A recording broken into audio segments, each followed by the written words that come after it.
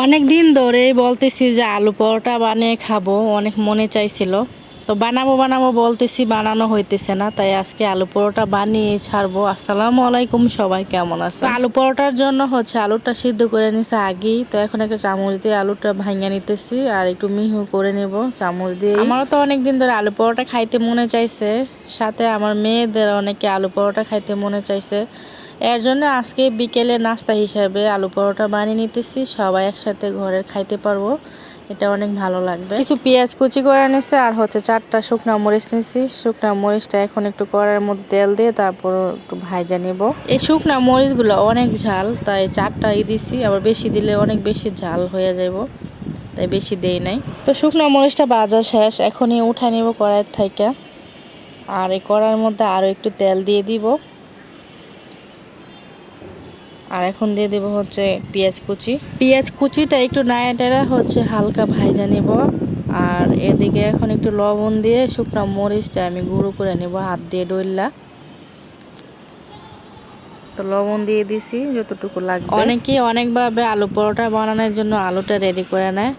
তো আমি যেভাবে নিতেছি আমার কাছে মনে হয় এভাবে বানাইলে ভালো হয়, আমি এভাবে বেশিরভাগ বানাই। আর সাথে দিয়ে দিই একটু ম্যাগি মশলার গুঁড়ো, দিয়ে দিলে আমার কাছে গ্রানটা অনেক ভালো লাগে। তো এখন এটা কড়াইয়ের মধ্যে দিয়ে দিচ্ছি। পেঁয়াজটা কিন্তু অনেকটাই ভাজা হয়ে গেছে। তো আলু মাথাটা দিয়ে দিলাম পেঁয়াজের মধ্যে। এখন নাইরাটেরা আলুটা ভাজা নেব একটু। তো নাইরাটেরা আমার আলু ভাজাটা কিন্তু হয়ে গেছে, এখন উঠায় নেব। আর এদিকে একটা বাটি নিয়ে নিছি, এর মধ্যে আলু পরোটা বানানোর জন্য আটা নিয়ে নিলাম। আর দিয়ে দিতেছি 1 চামচ লবণ, সয়াবিন তেল দিয়ে দিতেছি। তো সয়াবিন তেল দেওয়া শেষ করে এখন লবণ সয়াবিন তেল হাত দিয়ে আটার সাথে ভালো মতো মিশিয়ে নিব। ভালো মতো মিশিয়ে নিছি দেখেন। আর এখন অল্প অল্প পানি দিয়ে আটাটা আমি গুইলা নিব। অল্প অল্প পানি দিয়ে আটাটা মথলে ভালো হয়, আবার বেশি পানি পড়ে গেলে আটাটা নরম হয়ে গেলে আলু পরোটা বানাতে গেলে অনেক সমস্যা হয়। তো আমার আটাটা কিন্তু মথা শেষ, এখন একটু ডাইকে দেবো কিছুক্ষণের জন্য।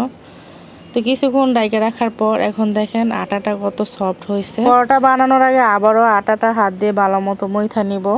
আর এদিকে একটা বাটির মধ্যে আলুটা নিয়ে নিছি, এখনই পরোটাগুলি বানিয়ে নিব। তো সব সময় তো একইভাবে পরোটা বানাই, আজকে একটু নতুনভাবে পরোটা বানিয়ে দেখি কেমন হয়। আর এখন দেখি অনেকে এভাবে পরোটা বানায় আলু পরোটা, তো আমিও আজকে ওইভাবেই বানাবো। তো আমি প্রথমে একটা বড় সাইজের রুটি বানিয়ে নিতেছি। তো রুটিটা কিন্তু বানানো হয়ে গেছে, এখন আলু দিয়ে দিতেছি। রুটিটার এক সাইডে আলুটা দিয়ে দিছি আর চামচ দিয়ে রুটিটার মধ্যে আলুটা লাগিয়ে নিব। আর এই পরোটাটা এত সহজ বানানো, এখন থেকে ভাবতেছি এইভাবে শুধু আলু পরোটা বানিয়ে খাবো। অনেকেই আছে আলু পরোটা বানাইতে পারে না, আর বেলার সময় অনেকে দেখা যায় আলুটা ভিতর থেকে বের হয়ে যায়, তার বয়ে বা সুন্দর হয় না, এর জন্য আলু পরোটা বানায়ও না, খাইতেও চায় না। তো তাদের জন্য অনেক সহজ এই পরোটাটা। এই পরোটাটা কিন্তু দেখতে অনেক সুন্দর, খাইতে অনেক মজা, বানানো অনেক সহজ, অত ঝামেলা নাই। পরোটার যে সাইডটা, এই সাইডটা হাত দিয়ে ভালো মতো চাপ দিয়ে লাগিয়ে নিতে হয়। তো আমি ভালো মতো চাপ দিয়ে লাগিয়ে নিছি সবকটা পরোটা। তো আমার 4টা পরোটা হয়েছে, এখন এগুলা ভাজার পালা।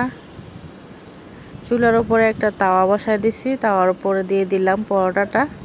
তাওয়ায় কিন্তু আমি প্রথমে কোনো তেল দিই নাই, প্রথমে একটু পরোটাটা সেইখা তারপরে দিয়ে দিব তেল।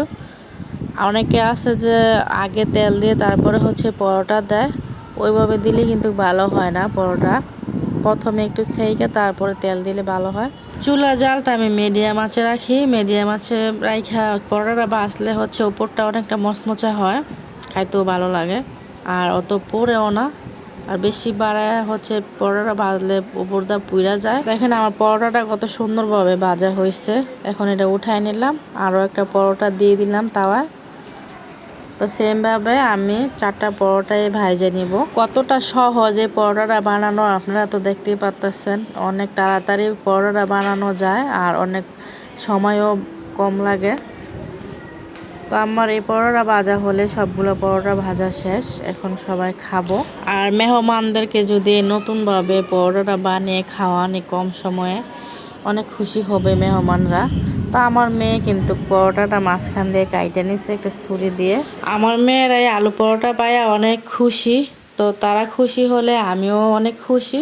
আর বলতেছে যে এখন থেকে আলু পরোটা এভাবে বানিয়ে দিও, এভাবেই কিন্তু অনেক সুন্দর হয় খাইতে আর ভালো হয়। তাই আমি বললাম ঠিক আছে, এখন থেকে তোমাদেরকে এভাবে আলু পরোটা বানিয়ে দিব। তো আমার মেয়ে খাইয়ে বলতেছে অনেক মজা হয়েছে। আলহামদুলিল্লাহ, বিকেলের নাস্তাটা অনেক ভালো খাইলাম, আল্লাহ অনেক ভালো খাওয়াইছে। তো যারা যারা আলু পরোটা খাইতে পছন্দ করেন তারা এভাবে বেশি বেশি করে আলু পরোটা বানিয়ে খাবেন। তো সবাই ভালো থাকবেন।